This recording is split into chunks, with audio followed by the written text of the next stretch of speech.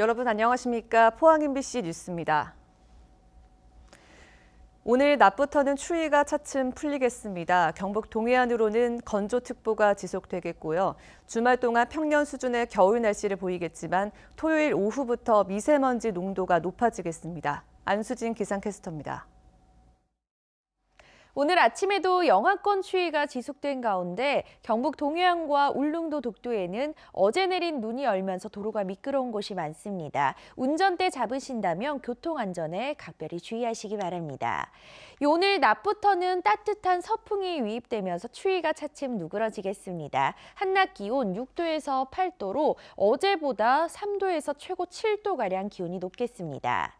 오늘 경북 동해안으로는 나흘째 건조특보가 지속되겠습니다. 대기가 무척 메마른 상태여서요. 불씨 관리에 각별히 주의해 주시기 바랍니다. 이어서 자세한 지역별 날씨 알아보겠습니다.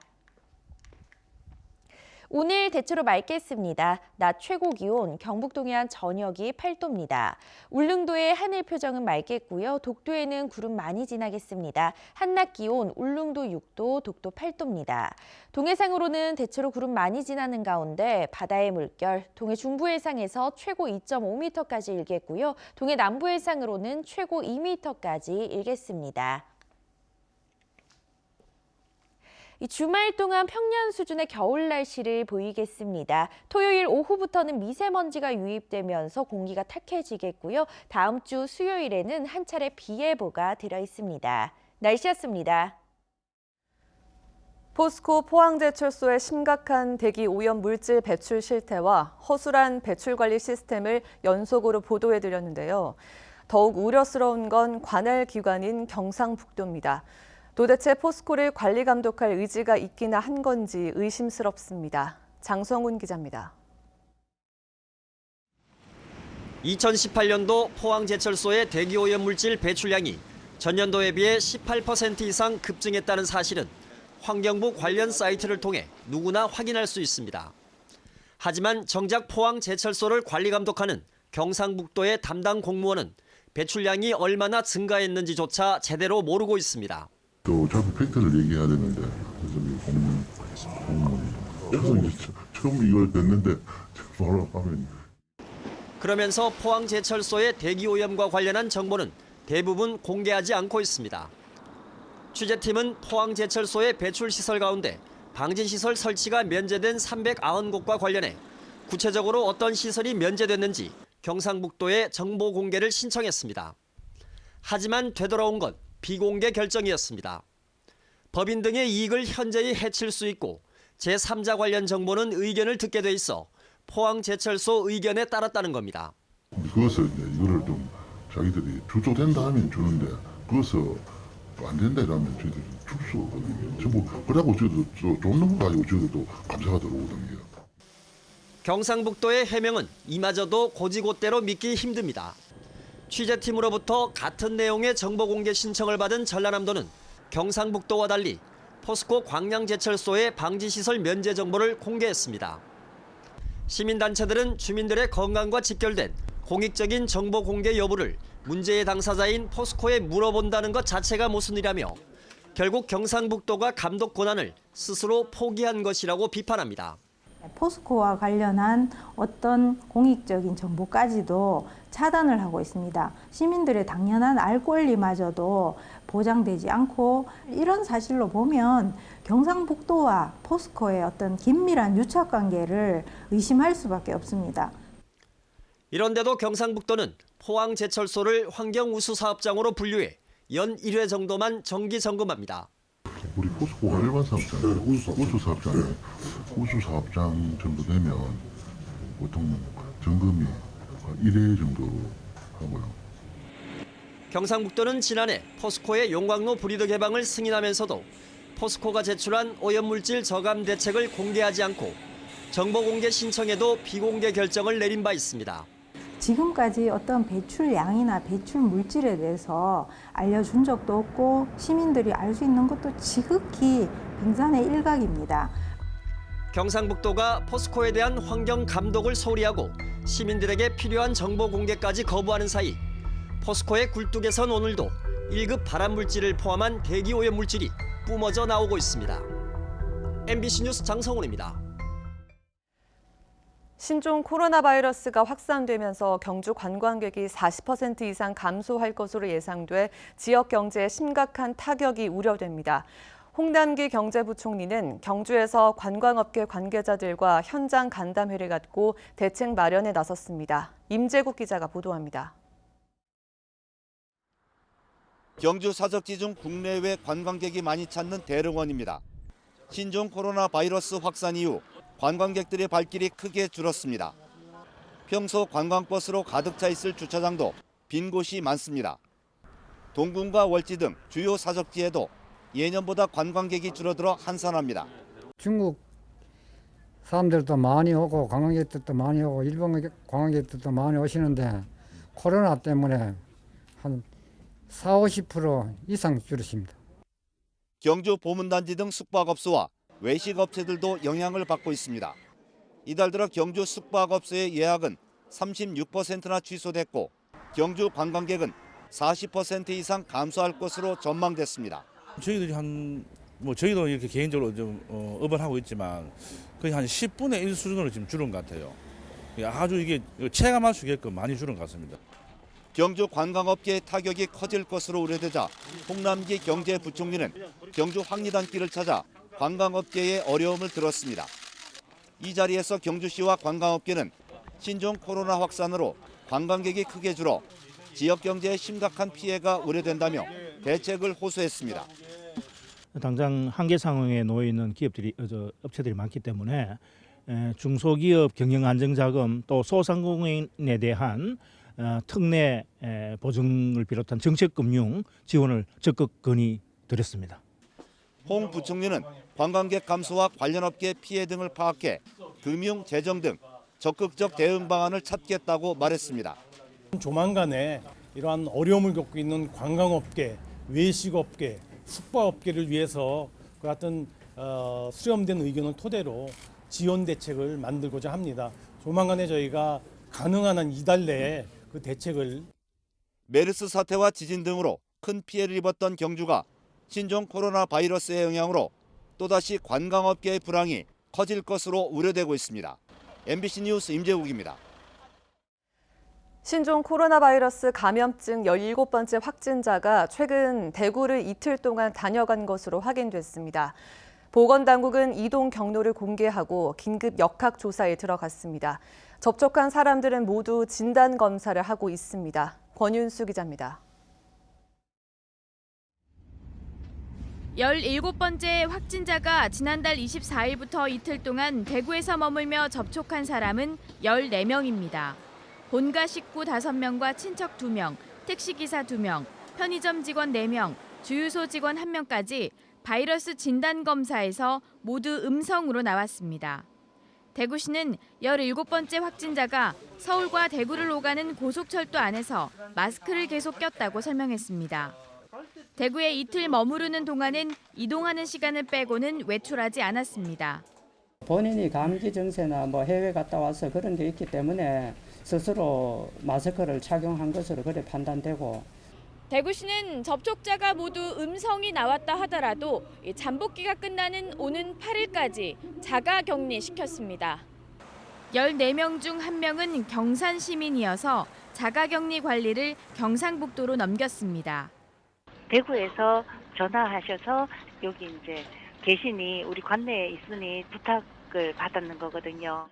본가와 처가, 택시, 편의점 등 확진자가 들른 곳은 모두 소독했습니다.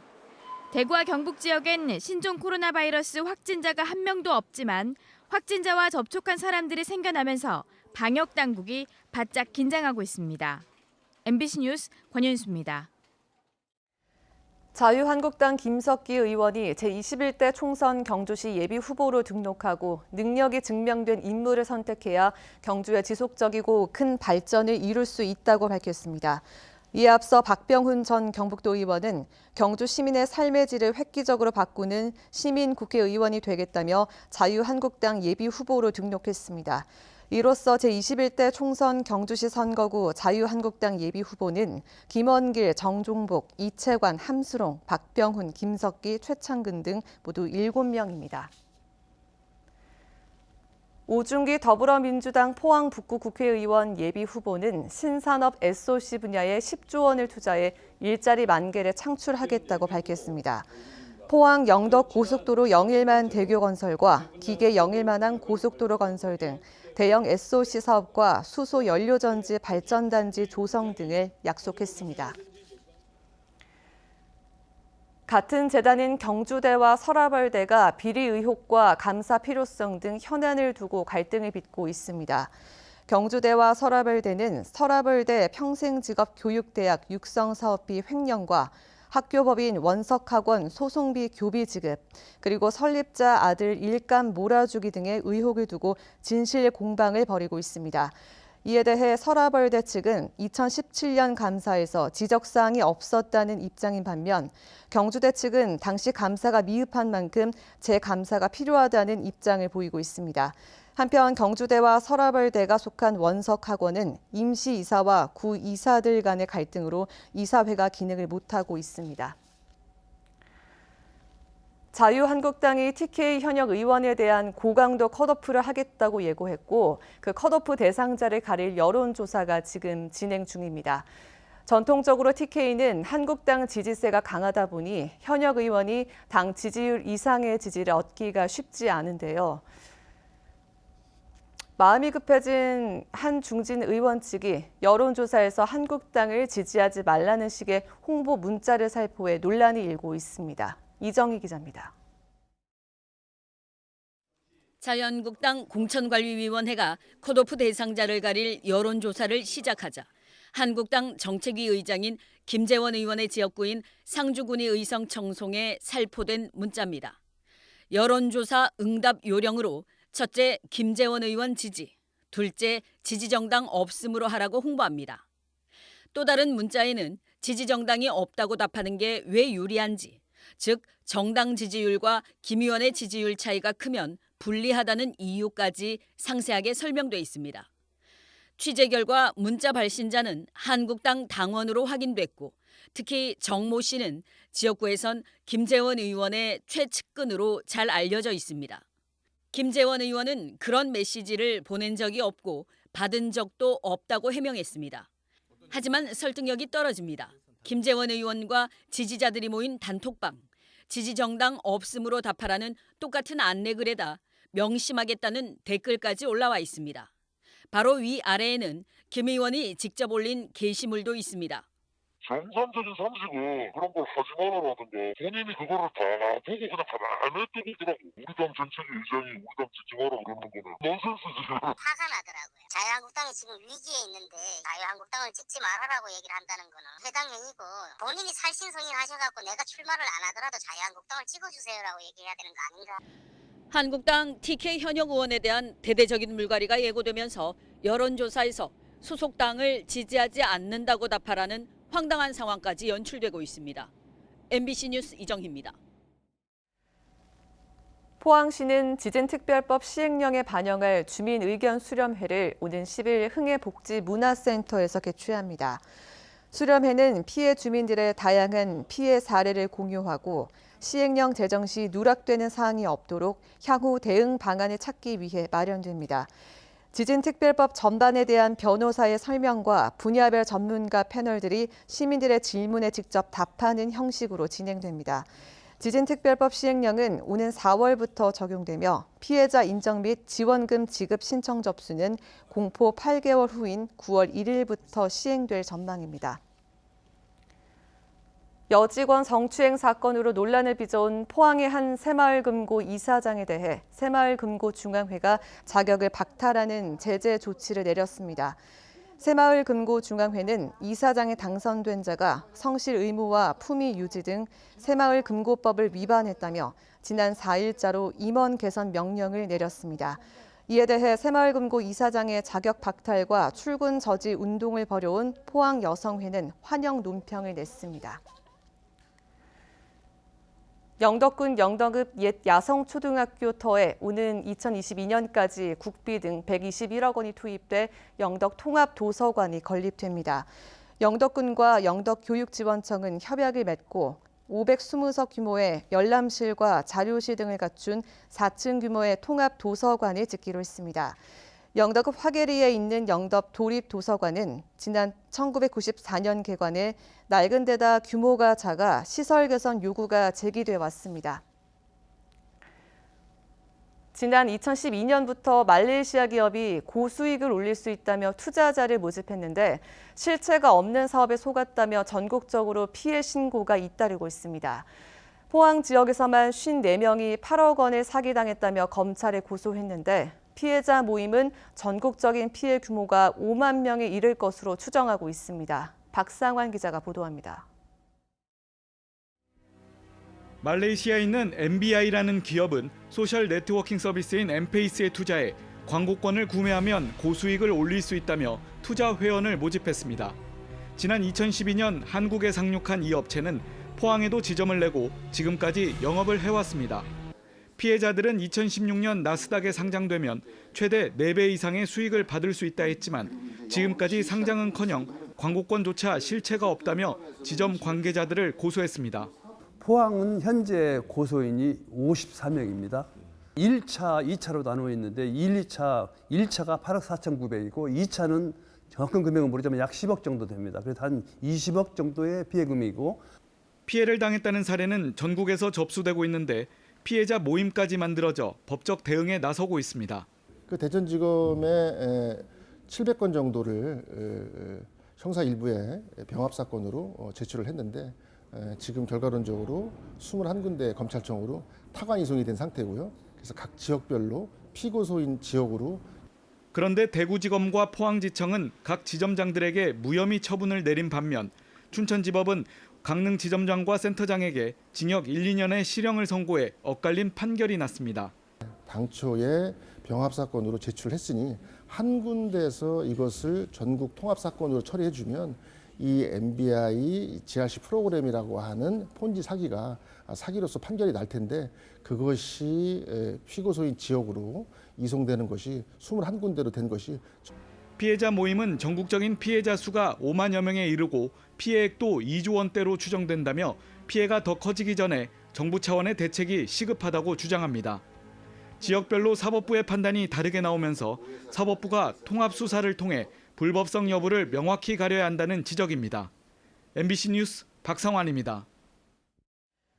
울릉군도 각종 사고를 당한 주민에게 보험금을 주는 국민안전보험제를 올해 처음으로 도입했습니다. 국민안전보험은 울릉군이 비용을 모두 부담하고 울릉군에 주민 등록을 한 국민은 별도 가입 없이 자동으로 보험 대상이 됩니다. 보장 혜택은 자연재해와 화재, 상해 등 17개 항목에 대해 최대 1,500만 원까지입니다. 한국국학진흥원이 국학자료 대중화를 위해 올해 신규 직원 193명을 뽑기로 하고 우선 34명을 채용하는 공고를 홈페이지에 냈습니다. 이 가운데 만 39세 이하 청년 일자리가 100명으로 국학진흥원이 소장한 국학자료를 디지털화하고 주요 자료를 구격하는 사업에 투입됩니다. 원서는 오는 17일 오전 11시까지 이메일로 받고 1차 서류와 2차 면접 전형을 거쳐 오는 26일 최종 합격자를 발표합니다. 한국국학진흥원은 올해부터 10년 동안 해마다 20억 원씩의 예산을 지원받아 청년 일자리를 창출할 예정입니다. 경상북도가 올해 목표로 정한 수출 400억 달러 달성을 위해 새로운 수출 전략을 도입했습니다. 도는 아마존셀러 양선 사업을 통해 온라인 마케팅을 강화하고 중소기업에서 생산한 제품의 해외 인증 사업 지원도 확대합니다. 또 기존 13개국에서 진행 중인 온라인 마케팅 사업을 18개국으로 확대해 신흥시장 수출 비중을 지난해 10%에서 15%로 늘릴 계획입니다. 경상북도 선거 여론조사 심의위원회는 어제 공직선거법을 위반한 혐의로 여론조사기관 대표 A씨를 검찰에 고발했습니다. 여론조사기관 대표 A씨는 국회의원 선거와 관련해 지난달 초 경북 지역에서 2차례 여론조사를 실시하면서 연령대 등 조사 대상의 모든 계층을 대표할 수 없는 피조사자를 선정하고 특정 후보자들에게 유리하도록 설문을 구성한 혐의를 받고 있습니다. 영주에서 전국 처음으로 농민 부부 아너소사이어티 회원이 탄생했습니다. 영주시 안정면 단촌리에서 쌀과 인삼 농사를 짓는 권용호, 김동조 씨 부부는 지난해 12월 남편 권 씨에 이어 오늘 아내 김 씨가 고액 기부를 약정하면서 나란히 부부 아너소사이어티 회원으로 이름을 올렸습니다. 2006년부터 매년 이웃 돕기 성금을 기탁해온 이들 부부는 고액 기부 약정에 따라 5년 이내에 1억 원 이상을 기부하게 됩니다.